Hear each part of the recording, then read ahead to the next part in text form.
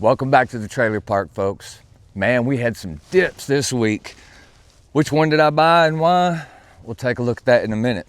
I also spent some more money on a new ETF this week, some of my dry powder money, and we'll check in on the old gravel road gains and see where we're at on our road to $10,000. For those of y'all that don't know, I love dips. I like a dip of ice cream. Used to love a dip of Copenhagen. But the thing I like most is whenever one of my stocks take a big dip. Nobody likes it whenever one of your shaky spec stocks take a dip.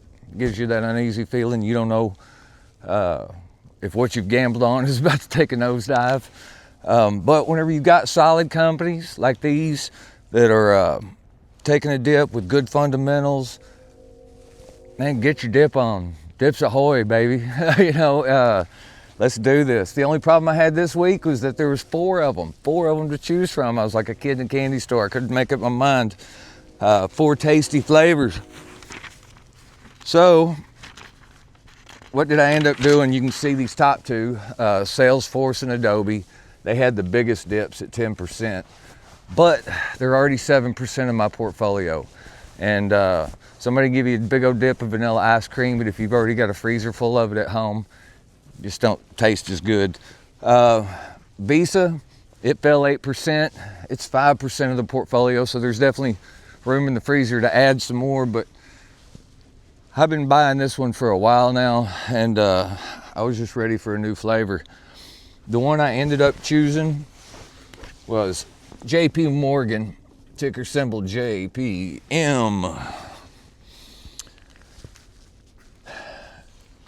With JP Morgan, I've just been nibbling at it a little bit here and there, so it still feels like a new flavor, even though I just bought some last week.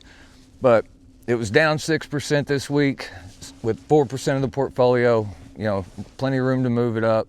So I bought me a full big old $90 scoop of JP Morgan this week. So next, what seems to be turning into a weekly which ETF am I buying segment. I took $150 of my dry powder money this week, and I bought my fourth ETF. It is ticker symbol SCHG. That is the Charles Schwab High Growth Fund. Why did I buy SCHG? Well, it tells you right there in the name. It's a high growth fund. It couldn't say it if it wasn't true, right? It has just under 200 holdings. It is tech heavy at 45%.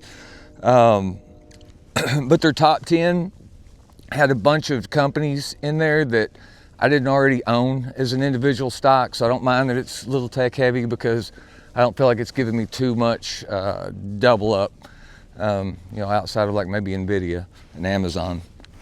So it's got a 10-year average of 18%. The average 12-month forecast on it is $40, which gives us a possible 24% upside. You look at the companies that it's got in there in the top 10 that I don't currently have. We're talking Apple, Google, Broadcom, Microsoft, Tesla, just ones that I haven't gotten around to building my own position in. And so we're gonna let the ETF do it for us. So that leaves me with like $300 left of my dry powder money. I don't plan on buying anything big with it, like I've been doing with these ETFs over the last 4 weeks. I'm gonna keep it for like the big dip, like we had last spring, when things were really tanking. A lot of the reason why I did fairly decent last year was because I was buying all the way through that dip. So now I'm going to get to the part. I need your help. I am considering buying one more ETF and adding it to the portfolio, but I'm a little undecided on what it should be.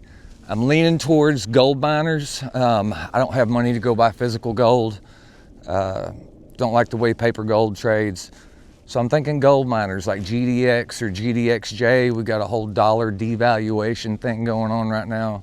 That the metals seem to be the way to go. I do buy physical gold or physical silver.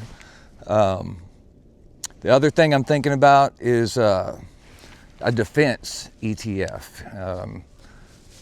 Why would I want a defense ETF? I mean, I just turn on the news. There's going to be a lot of spending going on in defense here in the U.S. and abroad. So I'm thinking ITA or XAR.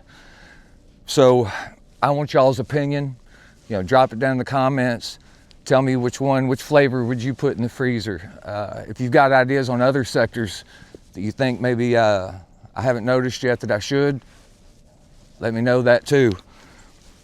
All right, now's the point in time where we get to the old gravel road gains. I hope this sign stays up. It tried falling off earlier. So this week we closed out Friday, $4,820. You can see we went from 2.7 down to 1.7. This week wasn't super kind to us. And that puts us up year to date at $80, real live American dollars. And, you know, tough week, but we got some good stocks at good prices. So that's what it's all about. That's the name of the game. And we got a long race to run. So thank y'all so much for being here. I really appreciate it. We'll see you next week here at the trailer park.